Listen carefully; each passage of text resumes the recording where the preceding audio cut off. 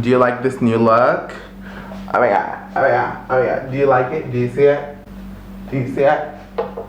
Do you see it? Do you see it? It's Mickey Mouse. It's from Zara, and it's a little bit tight. Oh, I look like, you know what? I look like I'm the 5th member of 5 Seconds of Summer. I've had enough of playing games. Fucking hell. It's like having a job working 24/7.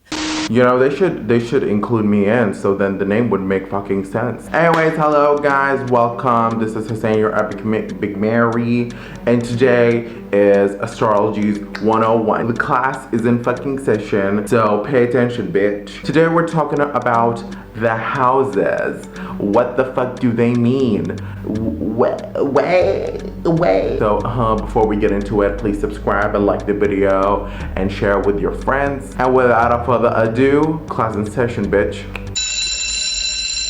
When I wake up in the morning and the alarm gets out of warning, I don't think I'll ever make it on time. So first we got, well, the first house. The first house, or the rising / ascendant. It's the house of ego, of self, of general appearance. How do we come off when we first introduce ourselves? How do we like to carry ourselves around in public? It is, what do we attract, and what kind of energy do we give off to the rest of the world? Now, the first house is the most superficial and basic of all the other houses, and you're gonna see as we talk that the first house is the most superficial, and the 12th house is our like complete core that is very raw and unfiltered. So you're gonna see that as we go from each house to house, things are gonna get uglier and sadder and nastier and more deep. The first house is ruled by Aries, and Aries' presence in the house makes it more dominant and a person of a very strong personality and is always in someone else's face.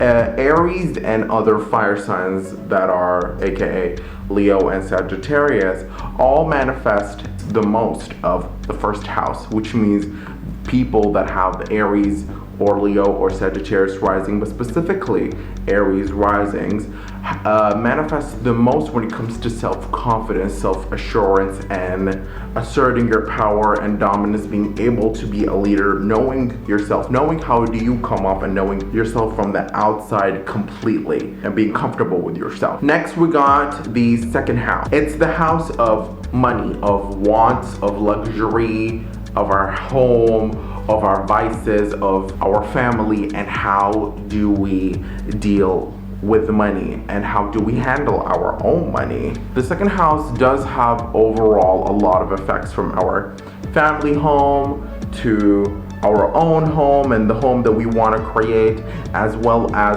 what do we love and want in life.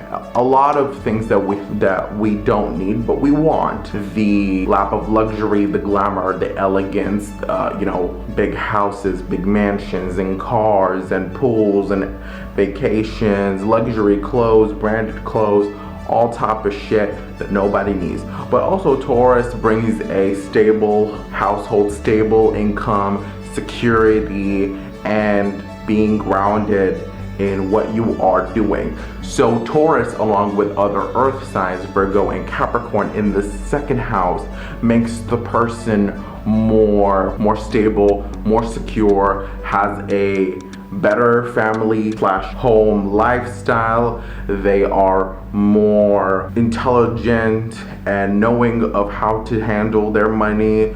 They are more of a smart thinker when it comes to how to invest the money. They are more into investing the money rather than spending all of it. So these are the planets that manifested. And also Taurus specifically in the second house manifests abundance in money. So people with Taurus in the second house, and even Capricorn, Virgo, but specifically Taurus, brings abundance in that placement. Then we got the third house, the house of communication. How do we talk? What kind of humor do we possess? How do we argue? How do we even curse? What type of social circle are we in? What kind of of people do we love to have conversations with? What kind of conversations do we like? And lastly, what type of writing / speaking style that other people have that we like? This doesn't only include books, but also includes movies and TV shows, and even lyrics in music. Gemini is the ruler of the 3rd house, and it brings into the 3rd house a lot of intellectuality and intelligence in speaking. Gemini in the 3rd house, along with Libra and Aquarius, makes the person more open to speaking, more charming when speaking, knows their words, they know how to talk to other people.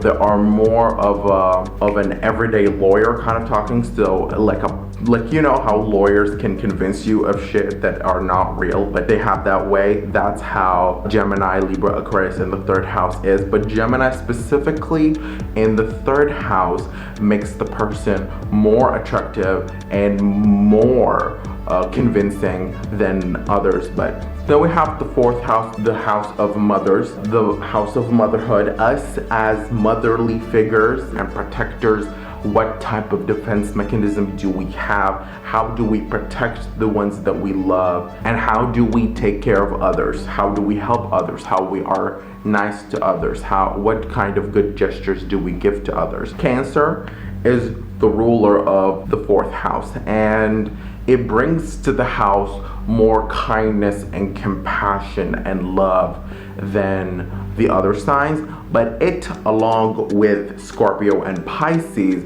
makes the person more emotionally intelligent and sensitive to others. And Cancer, specifically in this house, makes them very ferocious protectors and loving caretakers.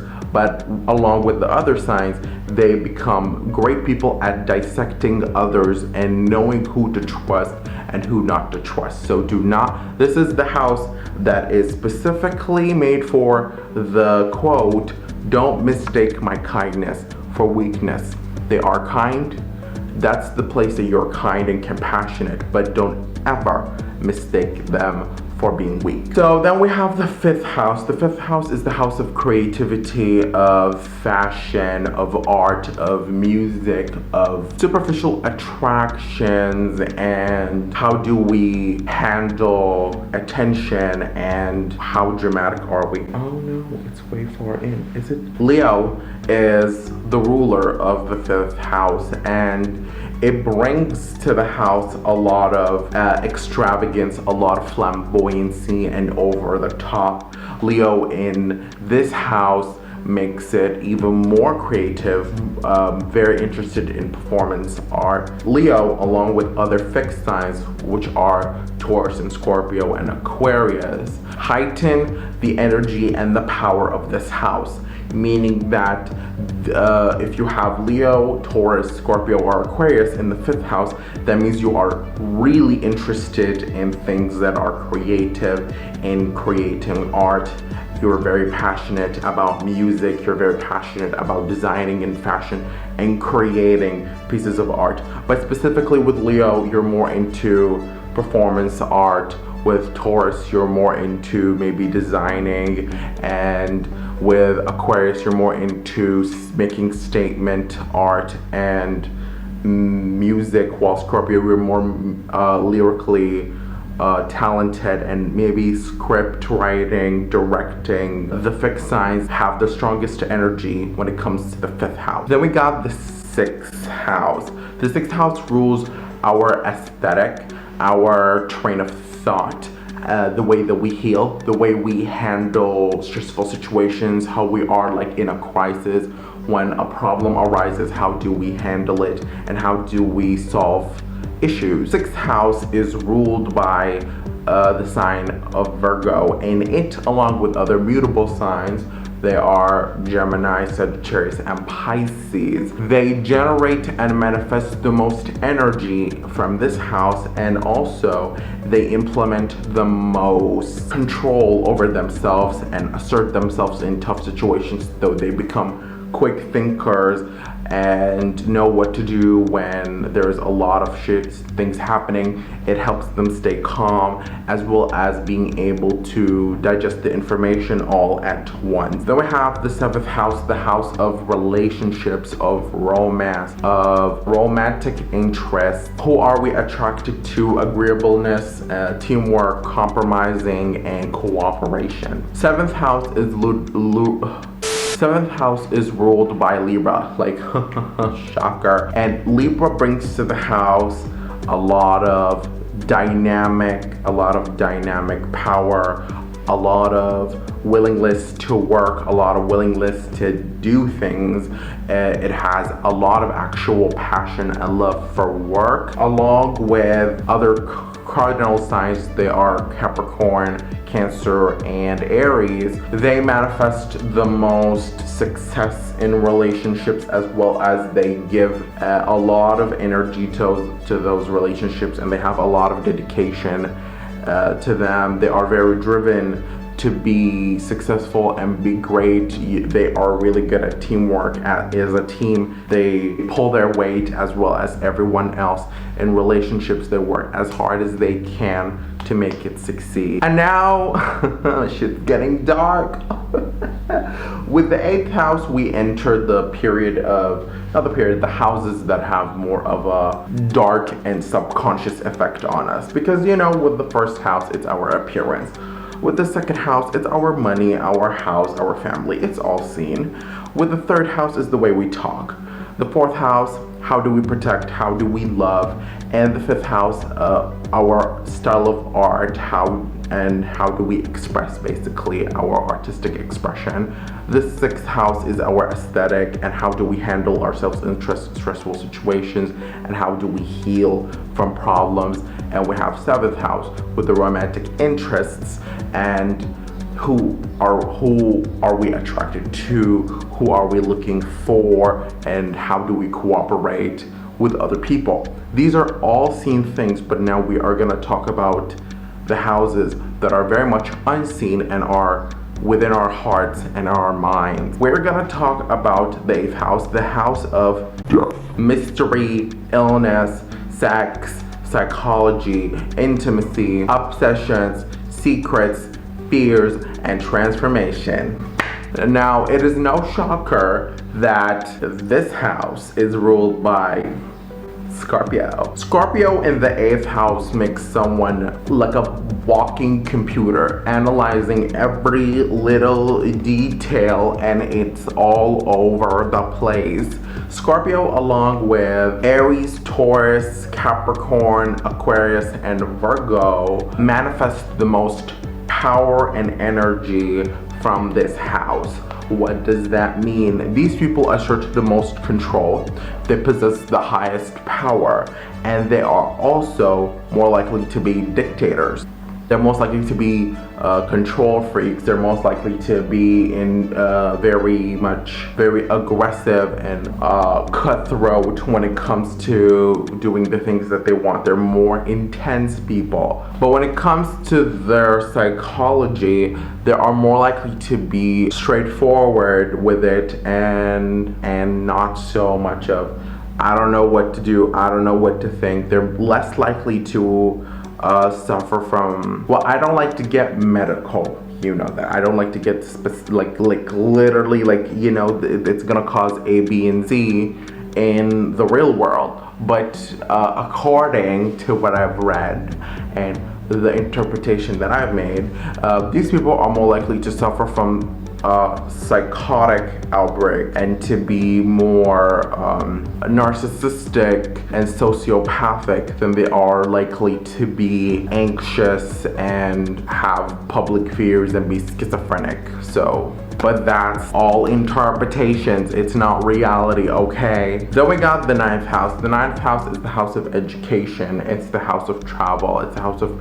religion, spirituality, ideology, our beliefs, and our philosophy. It also shows how do we understand ourselves, understand things and others as well. This house is ruled by Sagittarius, And Sagittarius brings a big sense of exploration, love for adventure and new things and things that are unconventional and different and new, with also love for old world glam. I don't know, it's not glam. Like, imagine a hipster, for instance. Like you got your iPhone, but also you use an old instant Polaroid camera. Yeah, like Taylor Swift.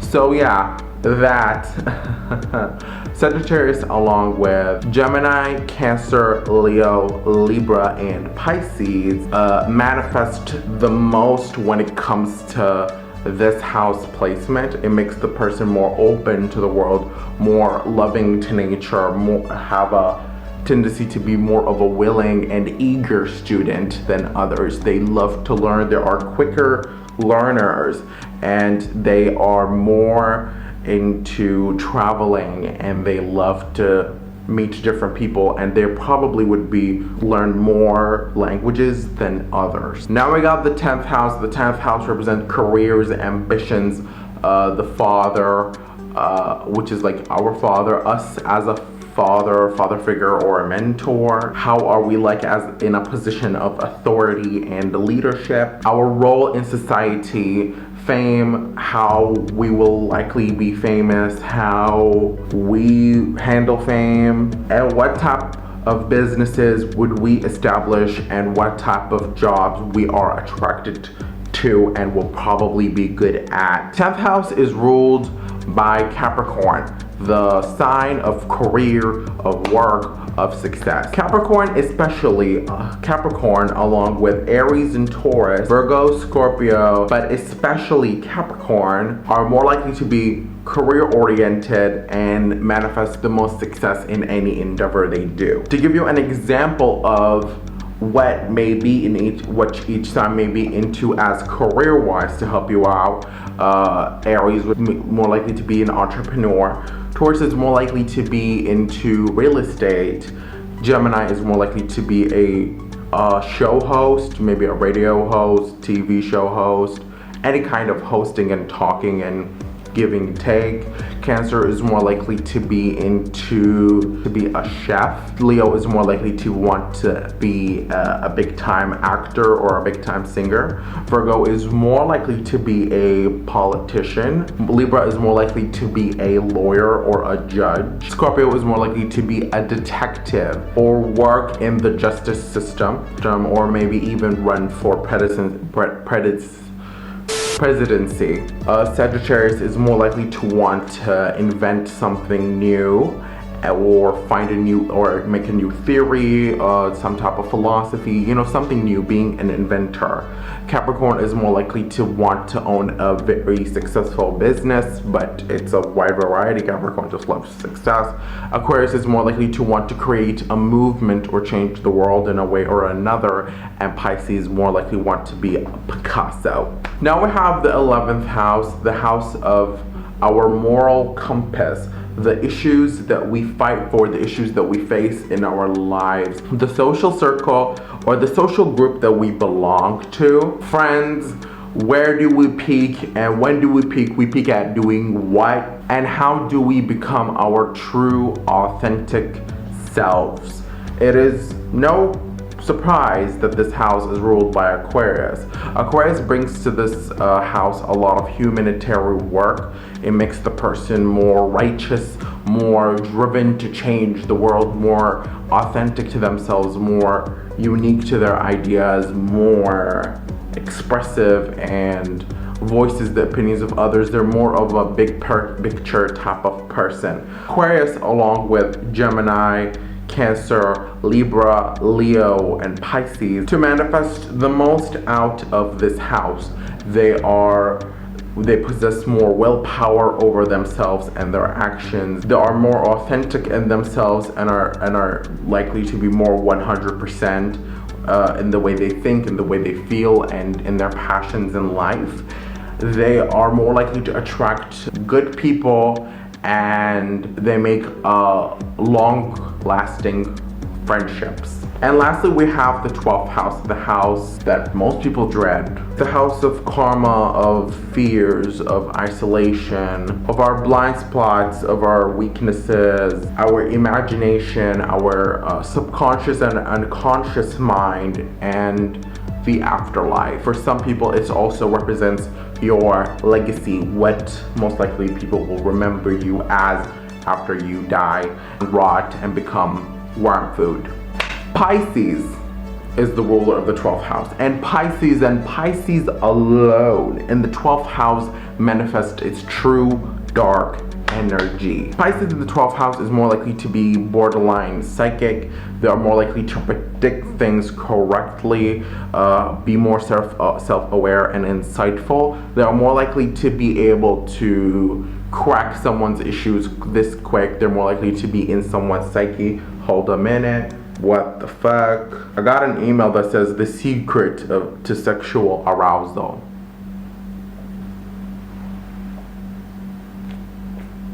Is this arousing? Absolutely the fuck not. So the 12th house rules our karma and the next life. For some people, after you die, the 12th house is more likely to be your sun sign. It also means your karma in life, what will be like are you gonna manifest good things? Are you gonna manifest bad things? Not necessarily a bad person, but it shows that your karma, where you're gonna get good things and where you're gonna get bad things. It also talks about repetitive behavior, you at your weakest moments. Where are your blind spots? For instance, I have Capricorn in my 12th house, meaning that people can't come for me unless it comes to my work. That's where I am. I get really mad and upset. Otherwise, I don't really give as much shit. And the same thing goes with others. For instance, Aries, they're more likely to be offended if you speak of them as their character and call them a weak bitch. They're more likely to be angry as that call them a punk and a weak ass bitch. Taurus, if you call them a baroque bitch. Aquarius, if you call them a boring ass normal bitch. So that's the type of things that may likely be that you would be offended by and people can attack you at. So watch for that out. Anyway.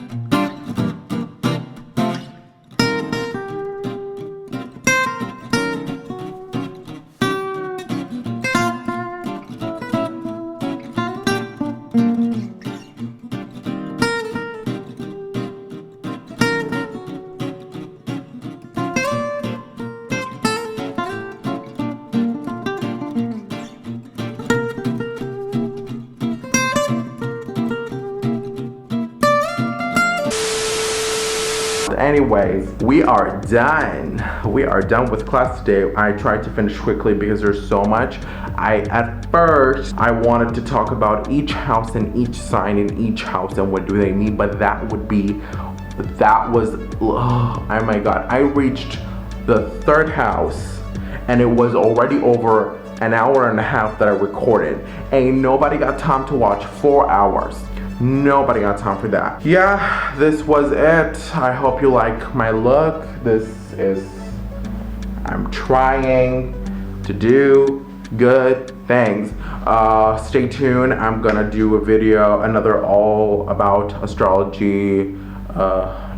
Astrology 101 video about elements, the difference of elements and how do they affect us and what each sign represent in their respective element.